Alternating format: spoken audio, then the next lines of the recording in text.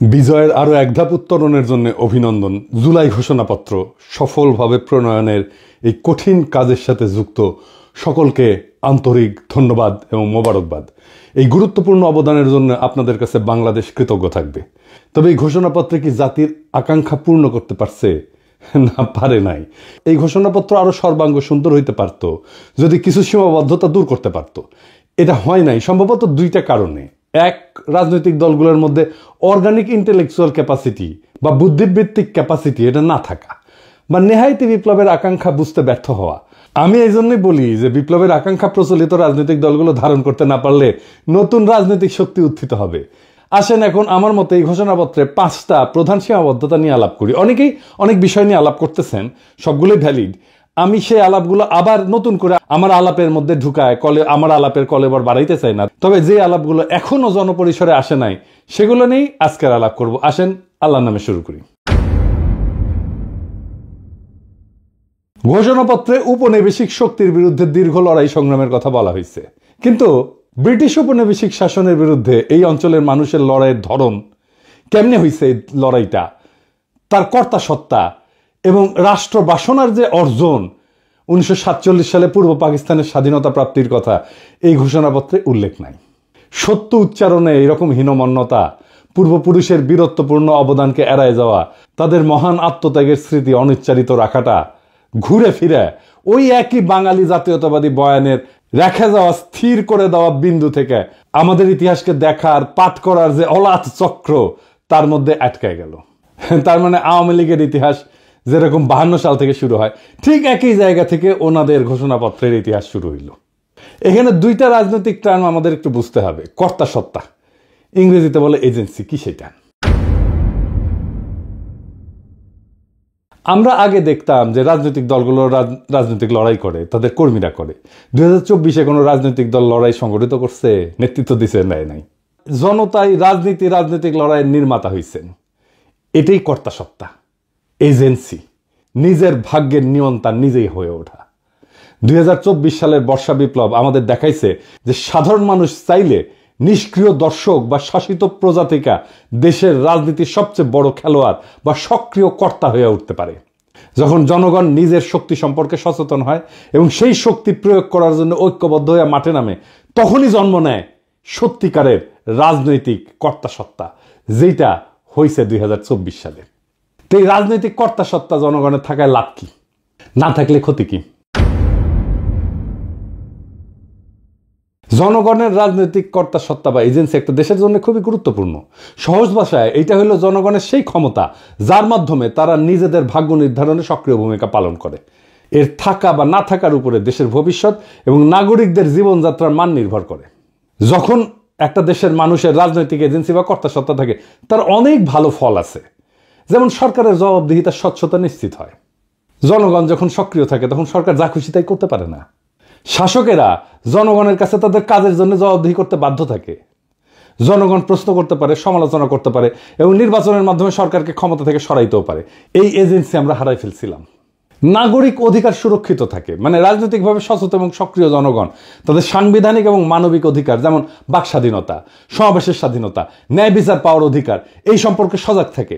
কোনো সরকার এই অধিকারগুলো কেড়ে নেওয়ার চেষ্টা করলে জনগণ ঐক্যবদ্ধভাবে প্রতিরোধ গড়ে তোলে, যেটা আমরা করছিলাম। হাসিনা এগুলো সবগুলো আমাদের কেড়ে নিয়েছিল।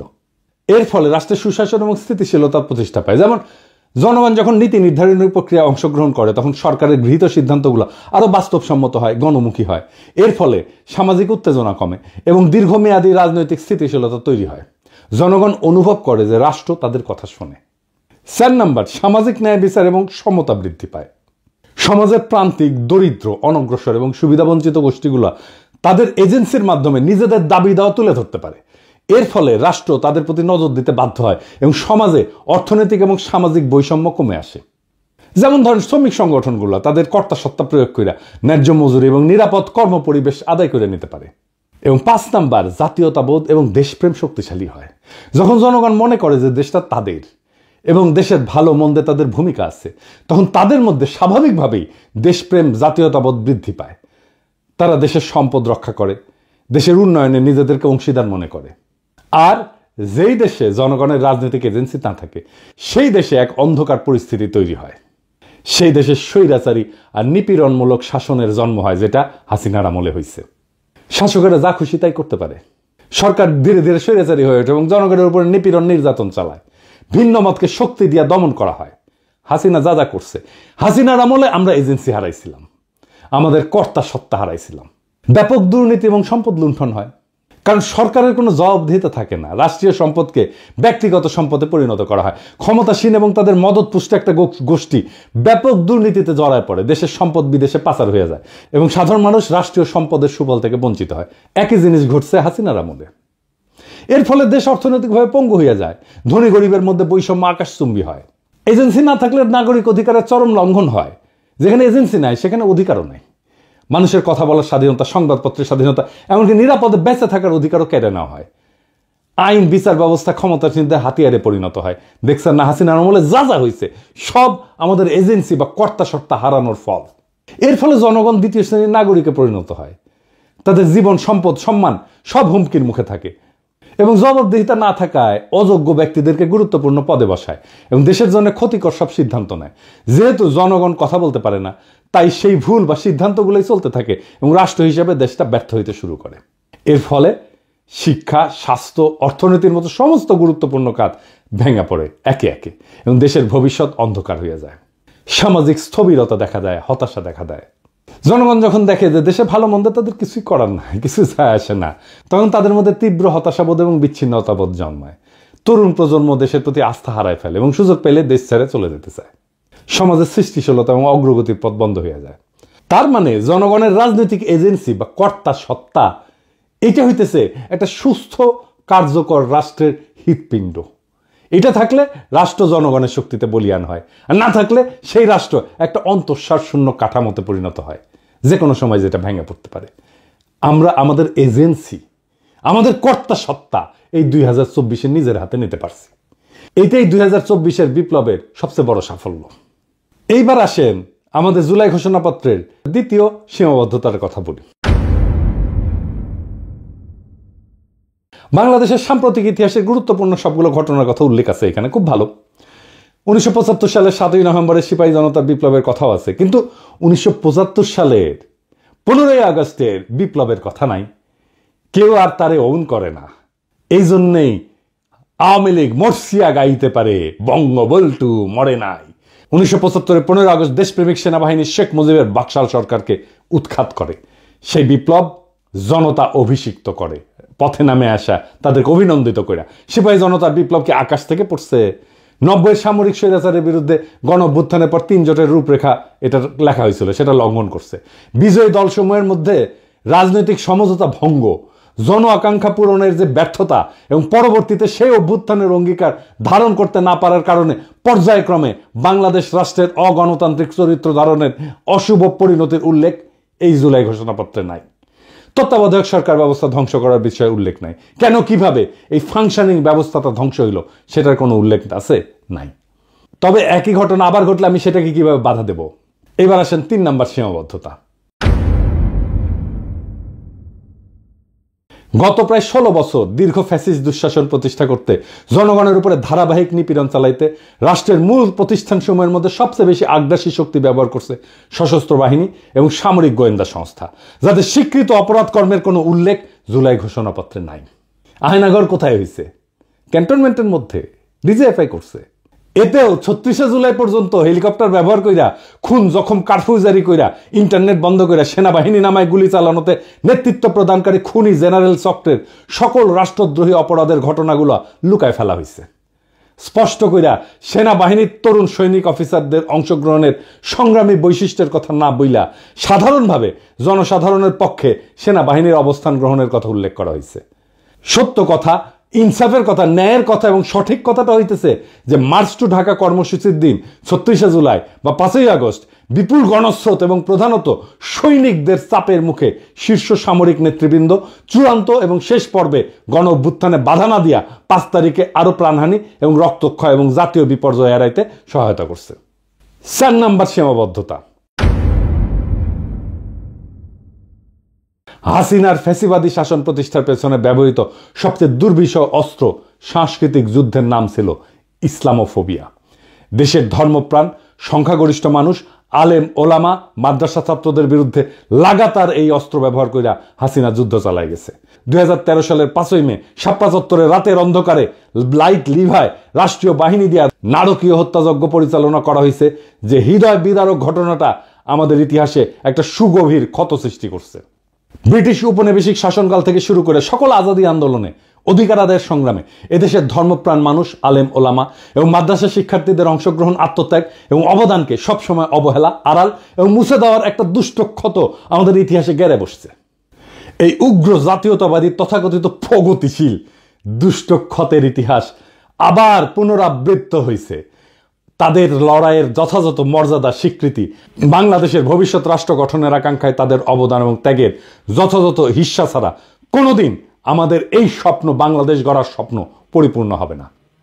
বাংলাদেশের আলেম ওলামা মাদ্রাসা শিক্ষিতদের ব্যাপক এবং সর্বাত্মক অংশগ্রহণ ছাড়া 2024-এর বিপ্লব সফল হতো না, এটা লিখে রাখতে পারেন। পঞ্চম সীমাবদ্ধতা।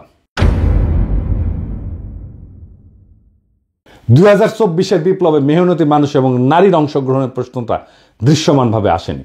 জুলাই গণ অভ্যুত্থানে অংশগ্রহণকারী বড় দুইটা শক্তি ছিল শহরের মেহনতি মানুষ এবং নারী সমাজ।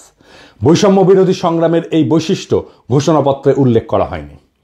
অর্থনৈতিকভাবে অনগ্রসর জনগোষ্ঠী এবং নারী সমাজ যে রাষ্ট্রীয়, অর্থনৈতিক এবং সামাজিক স্তরে সৃষ্ট বৈষম্যের অবসান চায়, জুলাই গণ অভ্যুত্থানে সেই আকাঙ্ক্ষা খুব স্পষ্টভাবে ফুটে উঠছিল। এই জনগোষ্ঠীর সমানাধিকারের আকাঙ্ক্ষা আন্দোলনের অগ্রভাগে ছিল, নেতৃত্ব দিছিল এবং তাদের বেশিরভাগই হতাহত হয়েছে। অধিকার সচেতনতা, বঞ্চনার বিরোধিতা এবং ইনসাফের ধারণা এই জনগোষ্ঠীকে সংগঠিত করার একটা গুরুত্বপূর্ণ ভূমিকা রাখছে। নতুন বাংলাদেশের অর্থনৈতিক নীতি কি বৈষম্য মোচন বা দারিদ্র্য বিলোপের দিকে পরিচালিত হবে? তার উপরেই নির্ভর করতেছে নতুন রাষ্ট্র ব্যবস্থার চরিত্র এবং স্থিতিশীলতা। কর্মসংস্থান, শিক্ষা এবং সামাজিক কর্মকাণ্ডে নারীর নিরাপত্তার পরিবেশ তৈরি করে জুলাই গণ অভ্যুত্থানে অংশগ্রহণকারী নারী সমাজকে ত্যাগ এবং অবদানের যথাযথ স্বীকৃতি দিতে হবে। এই ঘোষণাপত্র পড়া মনেই হয় না যে এই বর্ষা বিপ্লব ছিল একটা শহুরে দরিদ্রদের লড়াই। আমাদের এলিটরা সবসময় আমাদের মুরগি দেখায় আর ডাল খাওয়ায়। সুকুমার রায়ের একটা ছড়া আছে, নাকের বদলে নরুল পাইলাম, তাইরে নাইরে না, আমাদের হাতে নরুন ধরায় দিছে। রাজনৈতিক দলগুলোকে বলবেন, জিজ্ঞেস করবেন পয়েন্ট ধরে ধরে যে কেন আপনারা এই বিষয়গুলোকে যুক্ত করেন নাই, না হলে তারা নিজেদেরকে দেশের মালিক ভাবা বন্ধ করবে না। রাজনৈতিক দলগুলোকে মনে রাখতে হবে দেশের মালিক জনগণ, জনগণই সার্বভৌম ক্ষমতার উৎস। আপনারা আশা জাগান কিন্তু ডেলিভার করতে পারেন না, খুবই হতাশাজনক। জুলাই ঘোষণাপত্র একটা গুরুত্বপূর্ণ মাইল ফলক, এতে কোনো সন্দেহ নাই, কিন্তু এটা কোনোভাবেই শেষ গন্তব্য না, শেষ কথা না। এটা আমাদের দীর্ঘ লড়াই, ত্যাগ এবং স্বপ্নের এক ক্ষণিক প্রতিফলন, যার পেছনে আছে বহু রক্ত, অশ্রু আর আশার গল্প। এই ঘোষণার জন্ম হয়েছে এক গর্জে ওঠার সময়ের ভেতর থেকে, যখন মানুষ আর তাকাইছিল না কোনো নেতা বা দলের দিকে, বরং নিজেরা হাতে তুলে নিছিল রাজনৈতিক কর্তাসত্তার ভার। কিন্তু যে ঘোষণাপত্রের জন্ম হলো এই রক্ত গরম বাস্তবতা থেকে, সেটা যদি সেই বাস্তবতার বহু বর্ণ, বহু স্বর এবং মূল তাগিদকে ধারণ করতে ব্যর্থ হয়, তাহলে সেটা এক অর্থে জনগণের সাথে বিশ্বাসঘাতকতা হবে। যারা ময়দানে প্রাণ দিল, যারা নিঃস্ব হয়েও আশায় বুক বাঁধল, যারা চোখের সামনে ভাই বোন হারালো, তাদের ইতিহাস, তাদের দাবি, তাদের আত্মত্যাগের ভাষা বাদ পড়ে গেল। ঘোষণাপত্র না, সেটা হয়ে ওঠে আবার এক শ্রেণীর ক্ষমতা কাঠামোর পুনরুৎপাদনের হাতিয়ার। এই ব্যর্থতা নিয়ে নিরুৎসাহিত হওয়া যাবে না, বরং এই ব্যর্থতা থেকে নতুন শক্তির জন্ম দিতে হবে। যদি প্রচলিত রাজনৈতিক দলগুলো এজেন্সিহীন, ভবিষ্যৎ বিমুখ হইয়া পড়ে, তবে নতুন নেতৃত্ব, নতুন কাঠামো, নতুন চেতনার আবির্ভাব হবে। কেননা ইতিহাস দাঁড়ায় থাকে না, সে আগায় যায়। পিছনে ফেলে দেয় তাকেই যাকে সে ব্যর্থ মনে করে। তাই আসেন আমরা এই ঘোষণাপত্রকে একটা খসড়া হিসেবে বিবেচনা করি। এটা জনগণের অসীম শক্তির সামনে একটা খোলা চিঠি, যা আবার লেখা হবে, আবার সম্পাদিত হবে, আবার জনগণই তার রূপ নির্ধারণ করবে। এটাই হলো গণতন্ত্রের প্রকৃত চেহারা, যেখানে প্রত্যেকটা মানুষ শুধু ভোটার না, ইতিহাসের লেখক। যেখানে জনগণ শুধুই অনুসারী না, বরং রাষ্ট্র নির্মাণের কর্ণধার। আমরা যারা আজ প্রশ্ন করতেছি, সমালোচনা করতেছি, তারা কেউ এই প্রক্রিয়ার বাইরে না, বরং এই চর্চাই আগামী দিনের সুসংগঠিত, সুবিচার ভিত্তিক, ন্যায় ভিত্তিক, ইনসাফ ভিত্তিক বাংলাদেশের ভিত্তি করবে। বর্ষা বিপ্লব একদিনের ব্যাপার না, এই শুরু, শেষ না। এইটা একটা যাত্রা, এটা একটা জার্নি। এইখানে গন্তব্যের দিকে যাত্রা আছে, কিন্তু গন্তব্যে পৌঁছানো নাই। গন্তব্য সবসময় অধরা থাকে। আমরা প্রত্যেক দিন একটু একটু করে অগ্রসর হই, আরো ভালো, আরো প্রগতিশীল, আরো মানবিক আর একটা রাষ্ট্রের দিকে। এটাই আমাদের যাত্রা, এটাই আমাদের রাজনীতি, এটাই রাষ্ট্র গঠন। ইনকিলাব জিন্দাবাদ।